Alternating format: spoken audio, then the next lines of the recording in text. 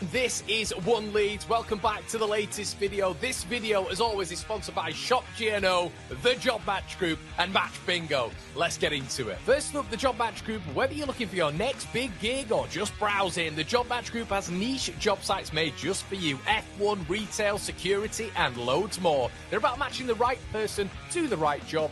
Make sure you check them out if you're ready to level up your career. Then we've got Shop GNO, an exciting new e-commerce site where you can grab exclusive deals and discounts. Right now, One Leeds has an affiliate link just below where you can score a 25 quid membership for free, unlocking special rates and benefits. You can even list your own shop on there with way better rates than Amazon, eBay, and Vinted. They've got some Leeds bits and some general bits now and launching soon, plus some great prizes just for signing up. This is all powered by a massive Leeds United fan looking to make waves in the online shopping world. So check them out and support your local. And don't forget our mates at Match Bingo. They're smashing it with footy fun. You can get 5 bingo cards for the price of 4 through One Leeds, and you can even deposit just $5 at a time to join the action. It's a big chance to win whilst having a blast with your fellow Leeds United friends. Thanks to all of our sponsors. Check the links in the description, and let's get on with the video.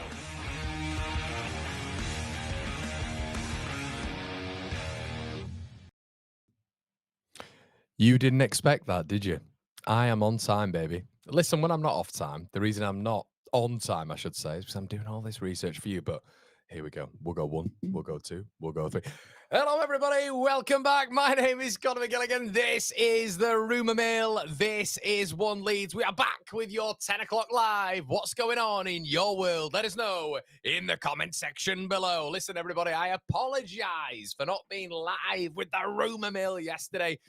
Listen, we're going to start doing 5 things. The 5 things did brilliantly well yesterday. We had 22,000 views on the 5 things. It's fantastic stuff. The engagement, the interaction was perfecto.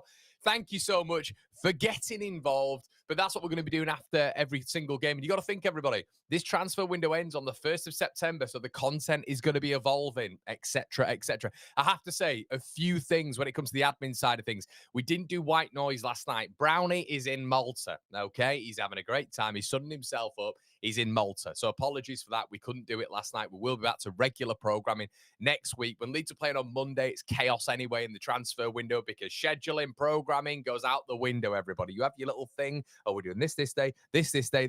And suddenly they're playing on a Monday. Not suddenly, but they are playing on a Monday. We've got the room mill to do. We've got the 5 things to do. We've got the previews. It's chaos. So finding that scheduling, it becomes difficult. It becomes difficult. So yes, I'd just like to say a big thank you to all of you for realizing. I mean, to be fair, guys, on match day, we did get out 5 videos. So, stop moaning, all right? Not that you are. But yeah, thank you so much for all your support as well on Talk Sport. Lovely comments. I think you guys have all put my ego to another level. I'm joking, of course. You know I'm a humble guy. But thank you so much. And I will be appearing on TalkSport a lot more. So I will be uploading a lot more of that content over here. If you guys want to hear that, let me know in the section below if you do want to hear that. So, yeah, as I say, do us a favor, slap a like on the video. Check out our fantastic new sponsors. We gave out 5 shirts the other day on the watch along. If you want to be in with a prize, everybody, you want to be in with giveaway goodies, all of my sponsors are going to be doing something pretty much throughout most of the watch along. So make sure that I'd like to say a big thank you as well to all of you on the watch along.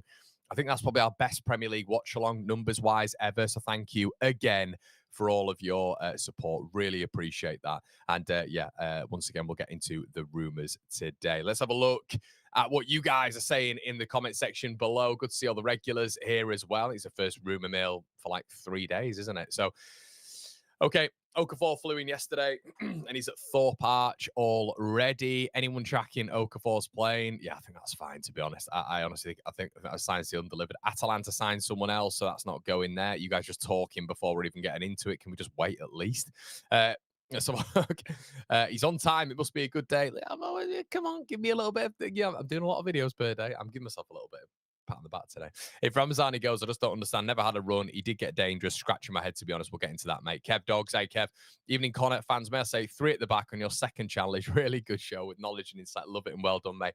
I'm recording a show with Callum Fowler. Me and Callum Fowler, if you're aware of him, do a show every single week on the second channel. But me, Matt SB, and Ben do a show called 3 at the Back as well. on the second channel. It's doing really well, and I think you guys will enjoy that. If you haven't checked that out yet, make sure you check that out, everybody. Goodman City Team of the Week. So he should be, mate. So he should be. I want to see content with Connor and Simon Jordan. I really like Simon Jordan. I think he gets a lot of flack. I think he's brilliant. Exciting times for us Leeds fans. Great performance against the Toffees. Okafor coming in plus others. Just have to play with no fear and competitive against Arsenal. We should be something. Leon says Ramos should be a topic. He could be. Who knows? You have to wait and see. I'm just so unpredictable here, aren't I? Morning, Bud. Love the goal reaction. Thanks, buddy. How good is our three, by the way? Yes, indeed, indeed. How good is our midfield? Sorry if I'm late. Notifications didn't come through. Yeah, sorry, guys. Once again, YouTube not doing me any favors. Okay, so let's get into the first rumor that I wanted to speak about this morning. So it's Jonny Rowe. Okay, now I know a lot of you guys don't live on Twitter like me, unfortunately, but I have to do it. It is the job, especially in the transfer window. So a lot of you won't know that Jonny Rowe. I've got a couple of messages saying, Connor, do you think we can effectively go and get him? You know, you've gone and got a player effectively there who Marseille have said that he's surplus to requirements. Leeds United have been interested previously. Well, from his time at Norwich, from his time at Marseille, we're all very aware of that. 15 to 20 million pound bracket. Now, I mentioned previously when we came from Pajau to Jonny Rowe, and I will do that because it is a step down. It is sort of like tier 1 to tier 3 if you're talking about levels. I did say initially I'm not 100% sure that would give me that marquee X factor sort of feel. I think when it comes to marquee and X factor, what I've kind of come to the realization of over the past couple of weeks and over the past month or so is that is an expectation and a standard that maybe we shouldn't feel as entitled as a fan base to have. A marquee signing and a statement signing. What does that mean exactly? Does that mean that we go and spend 35, 40 million pound on a player? And does it have to be that valuation for a certain player? Does that mean that we have to go and especially, specifically, splash the cash on a certain player, a certain offensive player? Now, I've said this throughout. Now, I think what a marquee signing means, a statement signing, is getting someone in the final third who can make a massive difference. That doesn't have to be a marquee signing. It doesn't have to be a statement signing, but the likelihood is you're going to have to spend more for these players. Jonny Rowe, on the other hand, I think he's someone who can make an impact. He's someone off that left who is direct. He's a 6 foot tall player. Someone who, for Marseille, per night, he hasn't actually, when you deep it and have a look at the numbers, hasn't actually been that bad. We know he can play on the right side. We saw that for Norwich City as well, where he got a hell of a lot of plaudits in his last season. He got 15 GNA as well. So there is a player inside there. But obviously now with potentially Aubameyang on that left-hand side, obviously you've now got Pai Zhao. He is surplus to requirements. The update is that Bologna have got an agreement with Jonny Rowe, according to Fabrizio Romano. And I do find this interesting with Leeds United, and we're going to go into exactly why. Excuse me. That is when it comes to Rowe, because Leeds have got to a situation now when it comes to squad registration that when Okafor comes in, I believe we're there or pretty much touching our maximum. Leeds need 8 homegrown players within their squad as well. Something to bear in mind, everybody. As well, something to bear in mind as well, under 21s are excluded from squad registration as well. So something to bear in mind there as well. So for me, overall, when we're nearly at that maximum now, you've really got to think about the dynamics of the squad. You've got to think about who's going to play, who's not going to play. You've got to think about sales, because Leeds are going to have to make sales if they want to get more players in. Parag Marat was talking the other day about getting more players in. This is going to be an exercise for Leeds United to sell certain players, because we're going to have to. Because if you look at the maximum squad depth that we have right now when it comes to registration, it's either touching on or it is a maximum amount if we get no Okafor, which looks likely. So this is why we're getting into the conversation in this video specifically of Gruev, of Ramazani, and of course of Illan, when it comes to Illan Meslier as well. But I think Jonny Rowe would have been a nice signing. It's another homegrown player as well. Obviously, he came through the Norwich City Academy, but it looks like he's on his way to Bologna. And it does feel, with Bologna being there, it does feel, and obviously us beating them to no Okafor, because they were highly interested as well. Leeds having a little bit more of a pull than the Serie A side, of course. But I think that if Leeds desperately wanted Jonny Rowe right now, if they wanted Jonny Rowe right now, they could have gone and got Jonny Rowe, especially with the conversation with Marseille. Marseille will have known that he was surplus to requirements 10, 14 days ago.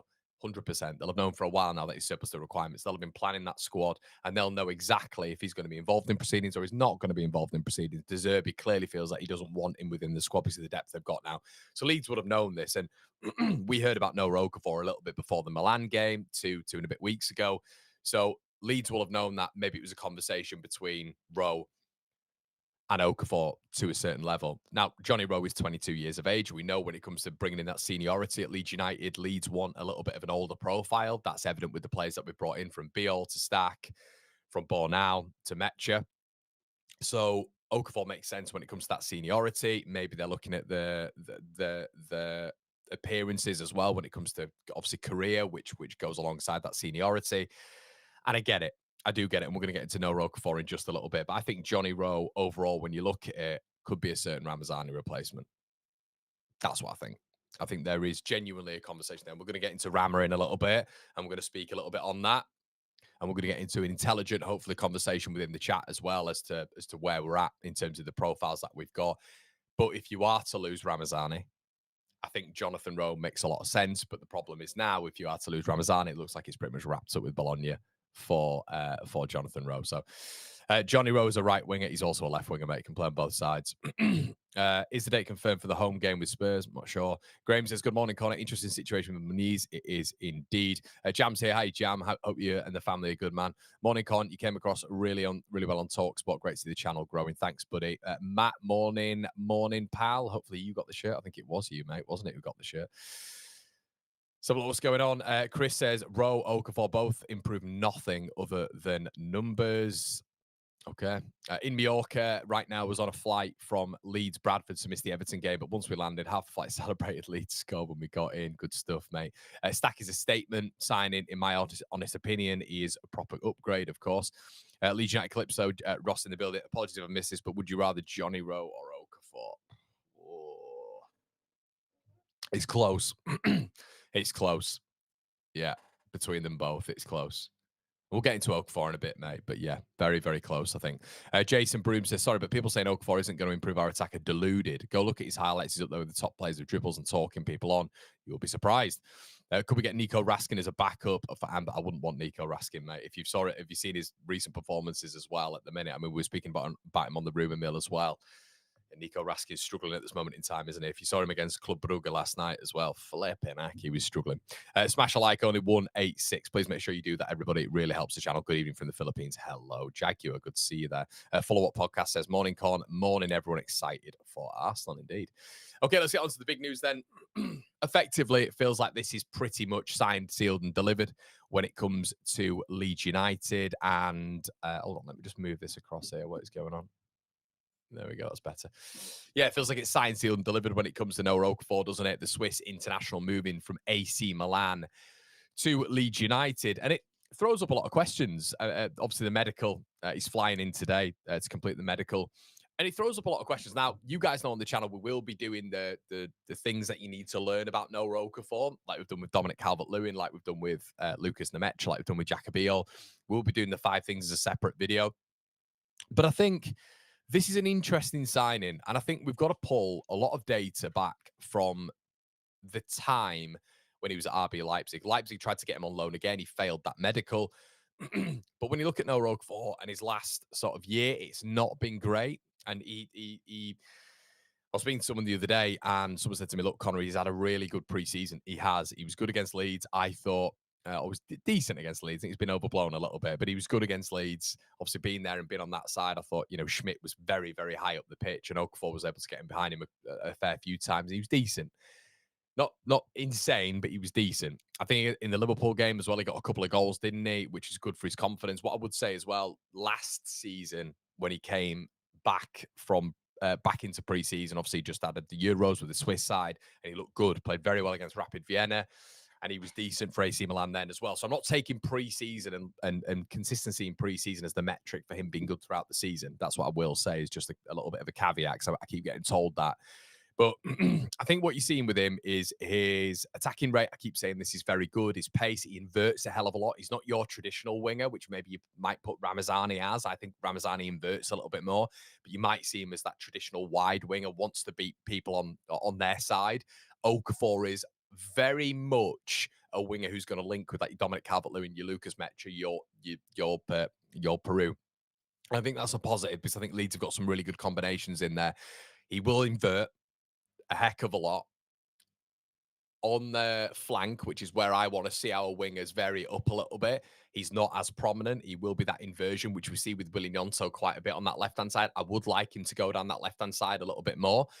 So we'll wait and see what happens with Okafor when it comes to the variance, but he's going to have to do that because I think if Leeds invert consistently, you're going to get the better teams, as we saw when Gnonto was trying to do it against the likes of Idrissa Gana Gay, and obviously on that right-hand side, Jake O'Brien.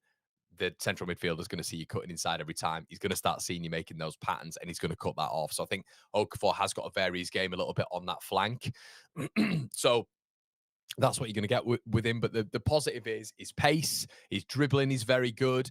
He's 6'1", I think 185. So I think it's in around 6 foot, 6'1", which is a positive. Can fill in that 9, albeit you don't really want him to do that. There's a lot of people upset at his numbers, and I get that, but I think you've got to maybe take him a little bit more of face value from RB Leipzig. As I said, Leipzig very recently wanted him back as well.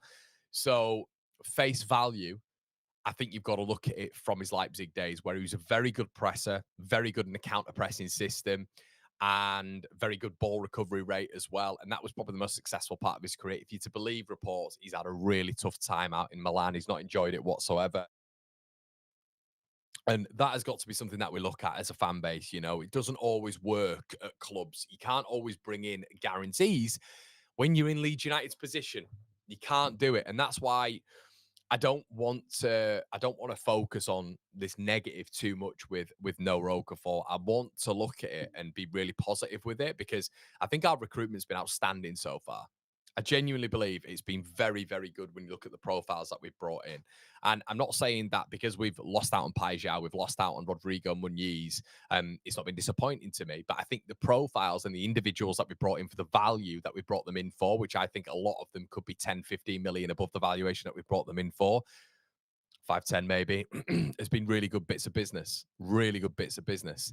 Now, I think the bit that has frustrated me a little bit is I go all the way back to the marquee and the statement signing conversation. I would have loved us to go and get a Pajau. I would have loved us to move a little bit early, but there is always the why. Always the why. Why hasn't that happened? Because other clubs are in for him. Other clubs are pushing the agents to wait. You know, the players might not want to come to Leeds United. And whatever people say about getting the deal done early, which I've said multiple times as well, just get the deal done early because that's going to give us the advantage. It's extremely difficult when you've got an agent saying to a player, wait, or you've got a player saying to his agent, don't really want this move, as we saw with Pajau, as we're clearly seeing with Muniz as well. Just wait for another club or stay at your current club right now, you know? And that's the issue that we've got right now with Leeds United. Leeds, I think, personally, I think there is a lot of this discussion of grandeur where we've got a lot of our fan base who think when we have these niche European players who have mass pedigree, mass upward trajectory, that other clubs aren't looking at them, you know? That other clubs aren't saying, right, okay, we'll come back for you in 6 months' time. If it's not quite working now, just hold your horses. Don't move from that club. We will come and get you. Or if we're just going in a direct battle with a club for a player, Leeds are not going to win that direct battle. It just is where we are at this moment in time. So all these young players, I've mentioned, I think there's ones out there right now that we could go and look at. Armand Lorient, I've mentioned several times. Yeah, but Christophe Jolis, when you're looking at it realistically, he's playing in Europe right now, isn't he? They're my two picks, but Lorient is there for Leeds United to go and get for around about 17 million quid, in my opinion. I would like that, but there's not many open goals like that, and there's clearly a reason why Leeds haven't gone and done that. So that's kind of what the discussion is we've got to have this morning in terms of this statement signings. Let's have a quick look at what you guys are saying as well in the comment section below. Ross says, I like Ramazani me, and I don't think he's been given a fair crack. He was unreal last season before he got injured. Michael says, I think we're okay for wingers if Okafor is signed. I heard Atalanta pulled out for Muniz. Yeah, we'll get into that. We don't need wingers. Trying to catch up. It's now a matter of Rich Walker, Joseph FC says, it's now a matter of 1 in, 1 out with the 25-man squad limit. It is indeed. Sorry, not Leipzig, guys. Yeah, Salzburg. Apologies. Apologies. The RB link. It's the RB link. Apologies. Honestly, Leipzig and Salzburg in my head are one-on-one. I've been looking at Salzburg and Okafor all morning. All morning, and I'm saying Leipzig. Apologies, guys. Apologies. You can tell with the content already. It's getting to me. Thanks so much for letting us know. That's why I love the chat. Yes, apologies for that. Salzburg, not Leipzig. I have a funny feeling if El Khanous goes to Palace, which I think he will, then I reckon we test Sheffield United's resolve for Hamer. Indeed. Honestly, we don't need a 10. Did you see what Prague said about signings at the end of the window? So we've got to bear this in mind as well. Some people talking about James Justin as well. It depends very much on this injury. I think Leicester are waiting for a report on his injury as well, from what we know. Leeds are apparently waiting in the wings for this 27-year-old, so we'll have to wait and see on that one. Okay, so moving on. I've got literally got RB Salzburg here as well. Don't know why I mentioned Leipzig. Honestly, guys, it's prominent in my head. I believe he failed a medical. Maybe that was where the confusion was. He failed a medical to RB Leipzig. I think that was where I was going on. Let's have a quick look. Did he fail a medical to RB Leipzig? We'll do this real time. RB Leipzig, failed medical. Let's have a quick look. Failed medical, Noah Okafor. Let's have a quick look. Yeah, there you go. So that was the confusion. Apologies. They got him from Salzburg, but yeah, he failed a medical for Leipzig. That was the confusion. There you go. So apologies for that. Okay, let's get on to the next conversation. So we're mentioning Noah Okafor just a little bit before, and the conversation has been in and around this guy, I think, throughout the window.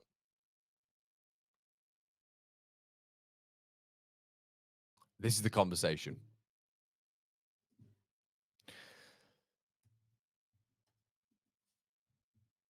So there's a few people having some connection difficulties here. Hold on, let's have a quick look. Let's have a quick look.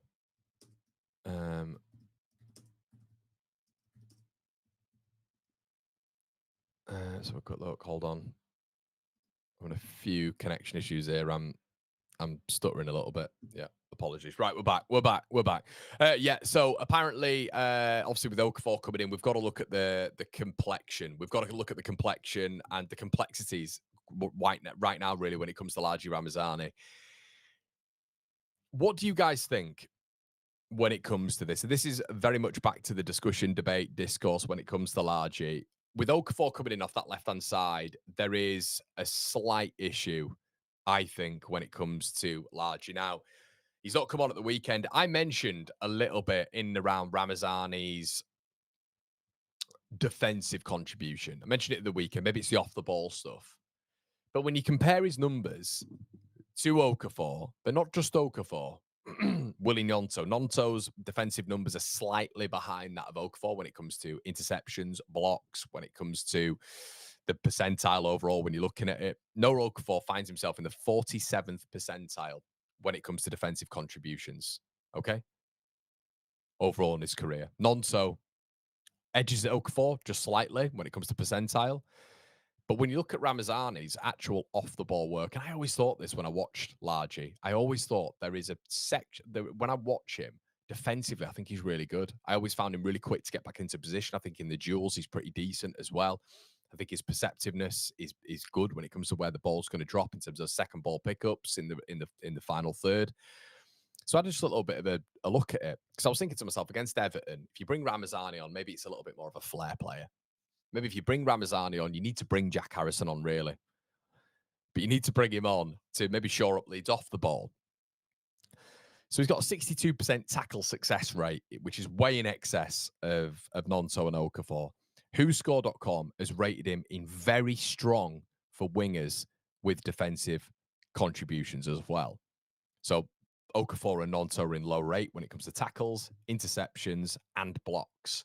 So it is interesting when it comes to Ramazani. And maybe we're looking at it in a sense of it's not his defensive contribution. Potentially it's his passing, which can be weak on the ball. And we've seen that towards the back end of games, maybe when he's given the ball away and his ball retention. I think there was one, wasn't there? There was an absolute clinical attack that was against Leeds United in the Championship last season where Ramazani just lost the ball and they came darting forward. And I think Farke then went on to mention in a couple of press conferences afterwards that he needs to develop on his game. I think the problem with me last season, and you guys saw it with Ramazani, that it's very difficult to effectively criticize Largi Ramazani. It's very difficult to criticize him when per 90 he's been very good defensively and going forward. But then when he's played, it's been sparing. And overall, when you're looking at his time at Leeds United, there's not been a lot of development there. And he's still a young boy. He's only 24 years of age. I don't think last season did him any favors when it came to utilization from Daniel Farke whatsoever. I don't think that helped him. I think largely when he was playing per 90, did okay. Farke sees way more than what we see in training, of course. But I just kind of look at it right now, and I think as an option against Everton, I was kind of looking at it and trying to justify it and say, look, well, Harrison comes on. There's another defender effectively if we're now using him as a left wing back coming into proceedings. But then you actually look and deep dive Ramazani's numbers when it comes to defensive contributions. He outperforms Nonto per 90 and no Okafor if you're looking per 90 as well. So I'm kind of looking at that and thinking, well, what is it then? What is it? And who scored and an FB ref, if you're looking at the numbers, say maybe he's a little bit weaker when it comes to ball retention. But then I look at the minutes he's been playing in terms of, well, is that his ball retention when he's come on in the last 10 minutes? Because my ball retention will be coming on if I'm playing for 7 to 10 minutes and I'm not able to keep hold of the thing and I'm a little bit rusty and then I'm not playing for 2 games and then I'm coming on for another 5 minutes, So I think there's a little bit of context there. I still think, genuinely still think that there is a massive part to play with Largi Ramazani, but I do feel when Noah Okafor comes in, you're now looking at Willian Yonto on that left-hand side, who is the starter. Okafor and him, 2 players for every position, clearly. I don't then know what happens with Largi Ramazani, especially if Jack Harrison is coming on ahead of him. And once again, Everton, you're trying to protect a lead, but I feel Ramazani would aid that when it comes to the off the ball work, of which I was questioning the other day, but I feel like the off the ball work is pretty good with Ramazani, and that's actually backed up by data as well. And I researched that this morning and thought to myself, I wonder what it is actually, because on the watch long I was saying maybe it is the off the ball work, but it can't be. It can't be, because it's actually very good per 90 what Ramazani's putting out there. So I then look at it and think, is there a lack of trust? But then there evidently is a lack of trust, but there's certain qualities which Daniel Farke hasn't really mentioned in his press conference when it comes to Ramazani being able to develop. But to develop, you need minutes and you need trust and you need to be given a chance.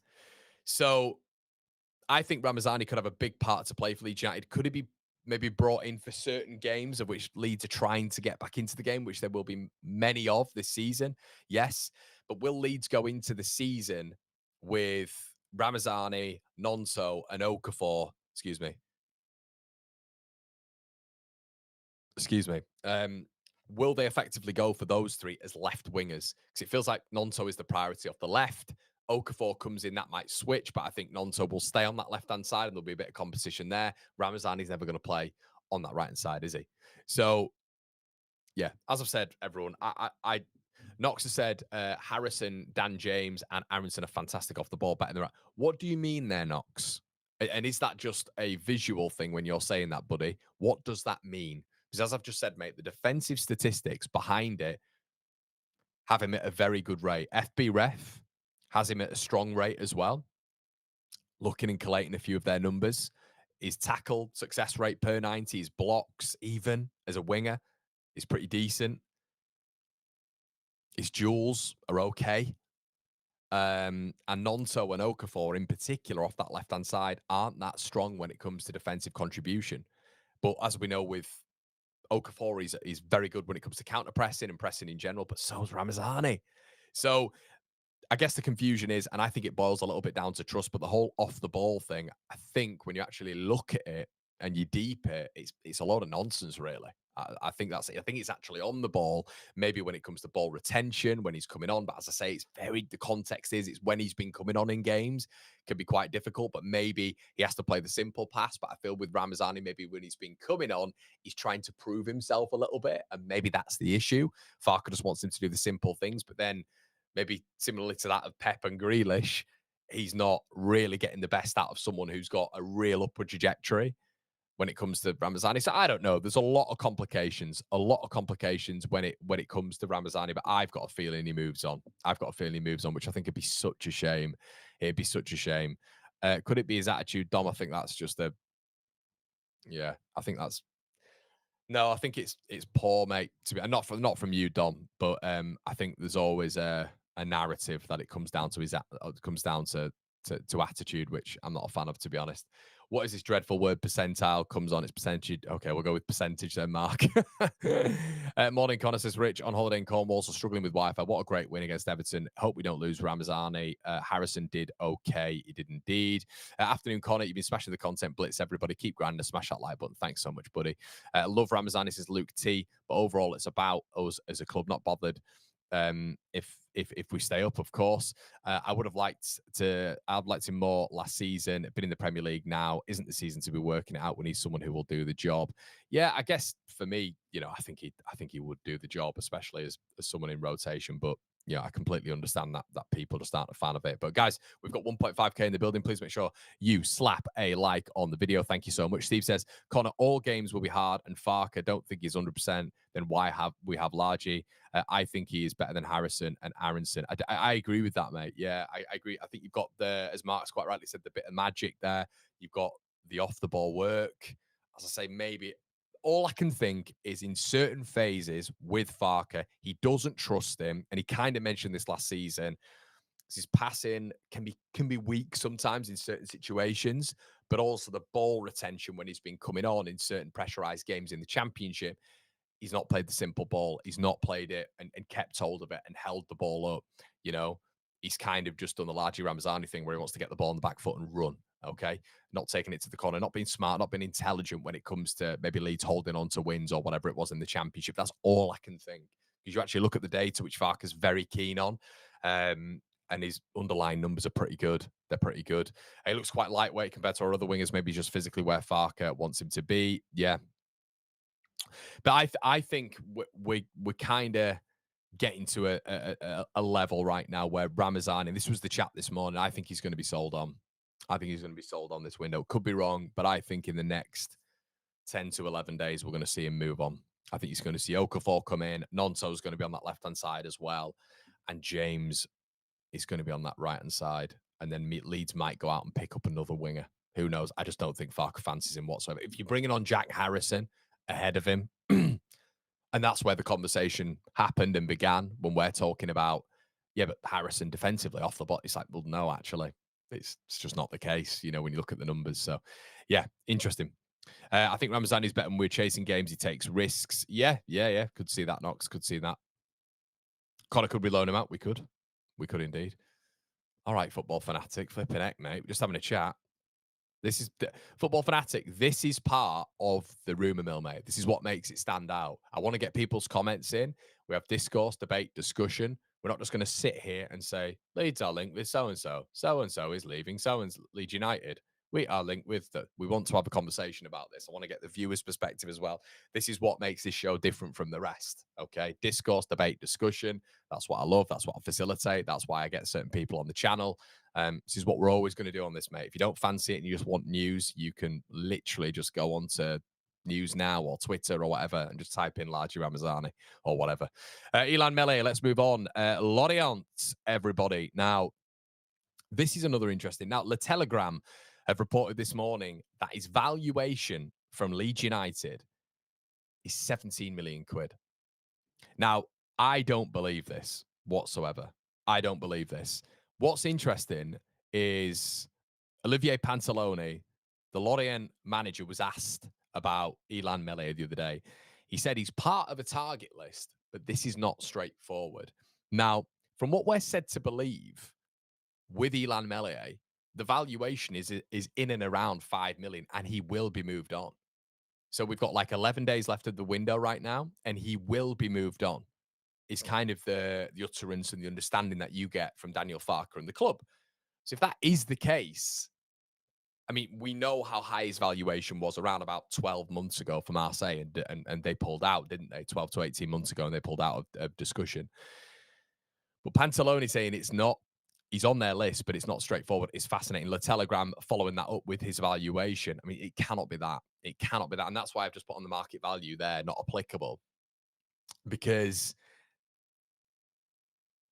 for me, and look, I'm not the accountant at the club. I understand Leeds will want to make money. I get that. You know, we brought him in for 5 million quid from Lorient. You want to make money on that because it looks good on the sheets. We've got to bear that in mind as well. I've had him for what 5, 6 years now. You want to make a little bit of a coin on him. Coin. Jermaine Genius, shout out to you, mate. And that's what Leeds United are going to be willing to do and wanting to do. And that was the valuation that was hit by Marseille, hit at Marseille, and it didn't happen. But there's no way you're getting. I think you're struggling to get 8 to 10 million for this guy, and teams are mad if they're paying anything more than 8 to 10 million. So, as I say, he said that this deal is complicated. If it's 5 million quid from a Lorient standpoint, that can't be complicated. It cannot be complicated. Um, so we'll have to wait and see. We'll have to wait and see with that one. But this one seems like a very straightforward deal to get done. And I'm just hoping that behind the scenes, Leeds aren't sort of saying, look, we want 10 to 15 million quid because we're never getting anywhere near that for this guy. I understand we need to make profit. I understand it. That looks brilliant on the books for PSR. I get that. There might be some hard negotiations, but if their manager is coming out and saying, that is a complicated deal. It's a really as Northern Club Anthem says here, you can't make a profit if the product turns out to be a dud. I completely understand Leeds are trying to get it done. Could there be high wages in there with Meslier? Likely, that could be it. There could be a valuation, high wages, but surely Lorient are aware of Illan Meslier's valuation and wages anyway. Maybe Meslier is not willing to take a drop. He'd have to take a drop in wages to go from Leeds in the Premier League to Lorient, of course. I'm sure he will have hit a structure as well now where because Leeds are in the Premier League, his wages will have gone up a little bit. He'll have got a couple of bonuses, 100%, which hurts us, obviously. But maybe that's where the deal is a little bit complicated. But as I said, the Telegram reporting this morning, that's 17 million quid. That is the valuation. So I'm not 100% sure that is the case, but I think a lot of it could be down to wages, but who knows? Connor, Connor, don't you see Nonto on the right going forward? He linked up well with Bogle. I think there's an option there. Yeah, I think there's an option there, 100%. For him to be on that right side, we saw that a lot last season. I do think we need another winger, though. I mean, Okafor comes in and it's 4. The problem is with that, you are seeing Nonto on that left-hand side, Dan James on that right-hand side. I don't see him taking Dan James out. So if Dan James isn't been taken out, then it's one of 3, isn't it, on that left-hand side? And I don't think Ramazani is going to get a lot of minutes. And now you're classifying Harrison as a winger, aren't you? Who's going to be at the club because no one wants him. Nobody's going to be coming in and getting him, 100%. Disappointing in the Ramazani treatment. Steve says, I don't believe there's ever even been a bid put in for him. Could be wage complications or anything. It could be indeed. His confidence was shot for us last season, but he still doesn't give someone once his belief comes back 9 million. I'm not sure. I think we need a right winger, honestly. I agree. At 17 million with the transfer fee, length of contract and wages over time, no. Potentially it's everything included. But for me, I think what they're looking at is, I mean, Leeds were pitching him at a very good price not long ago, but I think Lorient will be struggling with that. And I think there's something in that, Lee, with what you're saying there. There could be an overall package when it comes to Illan Meslier, which is just too expensive. But this is going to be the case. This is maybe why Como have walked away. There's been nothing on Como from what I've been searching over the past 3 or 4 days. They look pretty keen. We spoke earlier on about PSG having him as a backup for Lucas Chevalier. You'd believe that they'd be able to afford him, but there's been nothing there. Leeds need to pitch this guy out and get rid of him. We all know that. We can't have what will it be? We'll have Perry, Darlow, Cairns, and Meslier. There can't be 4 goalkeepers on the books. There just can't be. I think DJ is the one we really need to upgrade on. Yeah, DJ is an interesting one. A really interesting bit of conversation going into this season, I think. Rodrigo Muniz. Okay, if you are not aware and you've been living under a rock, there has been a bit of a twist when it comes to this guy. Nikola Kristovic has or is going to Atalanta. So, yeah, there you go. He's got his move, hasn't he, Nikola? Always wanted to stay in Serie A, and there we go. It looks like he's got it. So that means that Rodrigo Muniz isn't going to be going to Atalanta. Now, it throws up the conversation once again when it comes to Rodrigo Muniz of, now does that open the door for Leeds United? No, I don't think it does. I think now you are looking at, and I've kind of pulled back on this because we were talking about Demirovic as well at Stuttgart, and I'm pulling back on this a little bit now. I think if you offer Dominic Calvert-Lewin 100 grand a week, of which he's on. I think if you give him the number 9, which I think means something in football, I'm not look, football subjective, but you get this all the time. Oh, numbers don't mean anything. They do. They mean they mean stuff to footballers. I think Dominic Calvert-Lewin is our starting number 9 going forward, and to get someone like Rodrigo Muniz, to get someone like Demirovic in, to get someone of that level, you are going to have to guarantee them to an extent, especially when you're paying that sort of money, that they're going to be starting for Leeds United or they're going to be the number. That's what you have to pitch out. Now, contrasting reports have said that Leeds were after Dominic Calvert-Lewin and then they went for Rodrigo Muniz because they were put off by Dominic Calvert-Lewin's agent when it comes to wages. There was conversations about him 150 grand a week at the beginning of the window, which obviously is not what is on at Leeds United. If those rumours are correct and Leeds started with DCL, got put off, went to Rodrigo Muniz, and then have gone back to DCL, that would suggest that they would not go for another number 9. Now, how I look at it is Mecha, DCL, and Peru. Obviously, Bamford's still there. You've got to bear that in mind. Bamford is still there, even though he's not part of the plans. I think Peru has to be sold. I think Joel Peru has to be sold for another number 9 to come in. And look, we've been talking about squad registration, of course, but when you look at the likelihood, you look at the realism, you look at Leeds United's complexion, using that word again, up front, I just can't see it. I can't see us going for a number 9. I didn't expect the sort of look, and Leeds are back home now, aren't they? They're not going round and doing all these bits when it comes to, friendlies and promoting the club, etc. We're back home now. We've solidified stuff. We got the whole, the amount of PR they've done around Dominic Calvert-Lewin as well. They've given him the number 9 and he's on 100 grand a week. I just can't see another a 9 coming in. I just can't see it unless they get rid of Joel Peru, which I don't think Leeds will. And I think that's kind of what I'm looking at now when it comes to the club and the realism and the situation that we're in. I think Gruev will stick around as well, which I'm quite surprised at, but I think Gruev will stick around. I think Pascal needs to stick around. We need Pascal in there. And I thought he had a fantastic performance the other night as well. And it's really good competition at the back there, and you need your spine to be solid. But I don't think we go for a 9. I'll tell you what, I'll get your guys in the, we'll go onto YouTube and you guys let me know what you think in the comment section below. I want to hear what you guys have got to say on this. 1.5K if you're watching, everybody, do us a favor, slap a like on the video, please. I really appreciate it and it helps the videos. I'm just going to get in the comment section here. What do you think? Another number 9? Another 9, yes or no? Get it in the chat. What do you think? I don't think we do.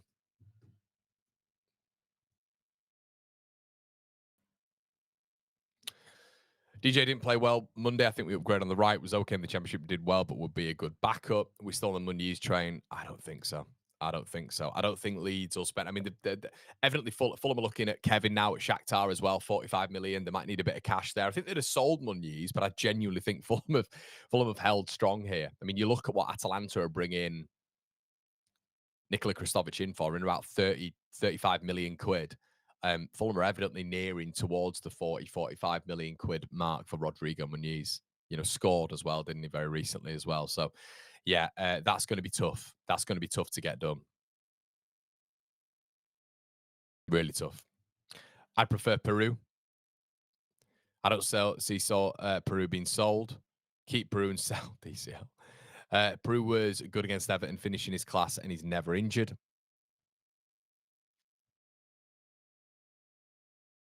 DCL's injury-prone status tells me we can't sell Peru. Yeah, I think it's a good point. I thought that Connor, but don't say that on here. Peru would be a sellable player if we get a marquee 9. Yeah. 100K a week for DCL. That's 15 million wages on a 3-year deal. He best not get injured. Yeah, that's how much he's on, mate. That is definitely how much he's on.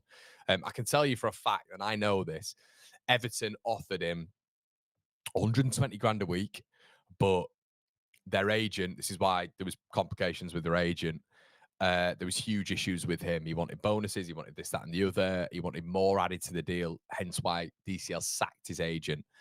Sunderland came in with a massive offer as well for him. He was going to be Sunderland's, I think it's like their highest paid player of all time.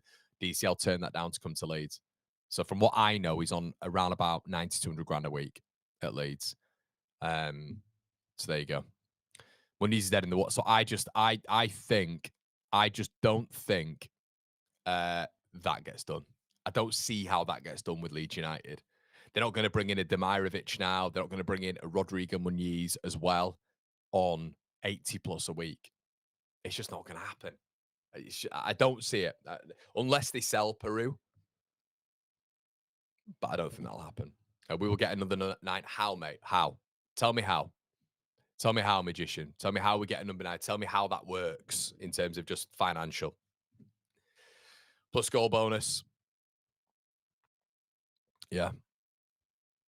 Shane will never see Ramo wearing a white shirt in the Premier League. We need our own bagsman if DCL gets injured. Yeah. Matt says, so DCL isn't Prem quality yet, Everton. So yeah, both of them offered him a deal. Both of them did. 100%. 100%. So I like DCL. I think it's a good signing. I think it's a really good sign. I like him a lot. I just think as our marksman, our 9, you're looking at Okafor now, aren't you? Okafor coming in and being that left winger and number 9. Obviously, it's 6 foot, 6'1", but Okafor doesn't like playing in the 9. He's made that pretty clear. Prefers being off the left, but if we need to do it, we can do it.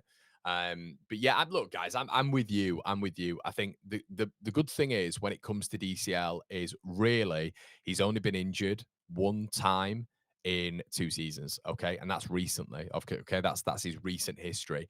Alongside that, Leeds' medical team has got a very good record recently. Manor Solomon been the the archetype of that.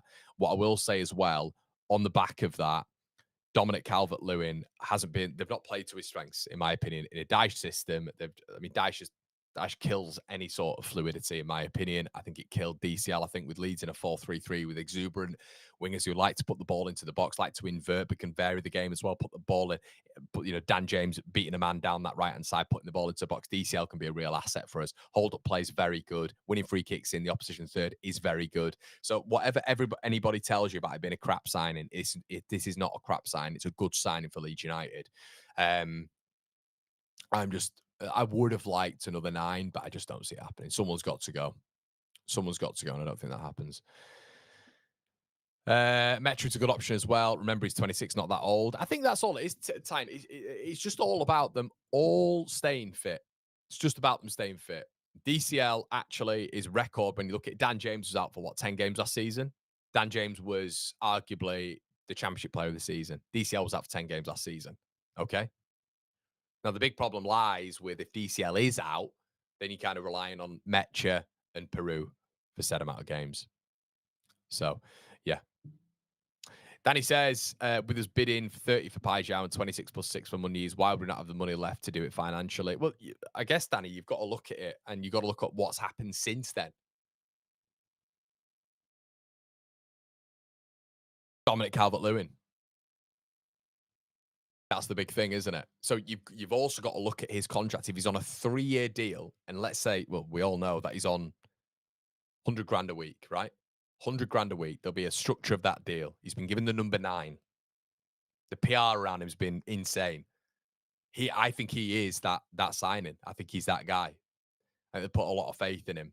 So you got to think, obviously, the money that they were looking at putting in Rodrigo Muniz, and they will have 100% sort of worked out in their head that Rodrigo Muniz, as well with the wages, with the bonuses, would have been on a massive deal. But if the rumours are to be correct, and Leeds United were going in for DCL at the beginning of the window, some rumours are stating that they were then put off by his agent. Then they went to Muniz. As I say, this is the rumour. If that is correct, then this definitely appears to be our signing. You got to think about the 25-man squad as well. You got to think about that. We've got 3 registered strikers now. I don't think Bamford's going to be in the squad, but I don't know. Could that be the 4th registered strikers? I'm actually not sure on that. But and then Okafor comes in as well, who can play a 9. I don't see us doing it. I just don't see us doing it. But we'll have to wait and see. Guys, listen, I'm going to leave it there. We've been going on for 50 minutes. I will be putting in the description the timestamp so you guys can move on and get it right in that respect. Let us know what you think in the comment section below to what we've talked about. As you said, read the guidelines, keep it respectful, encourage debate with each other, but be nice to each other, everybody. We're all Leeds fans and we're in a good spot at this moment in time. So make sure you like, comment, and subscribe. We will be back tomorrow morning with another episode of The Room. We'll check out the 5 things, which will be coming very soon on No Okafor. It's been an absolute pleasure. Like, comment, subscribe. Check out the second channel.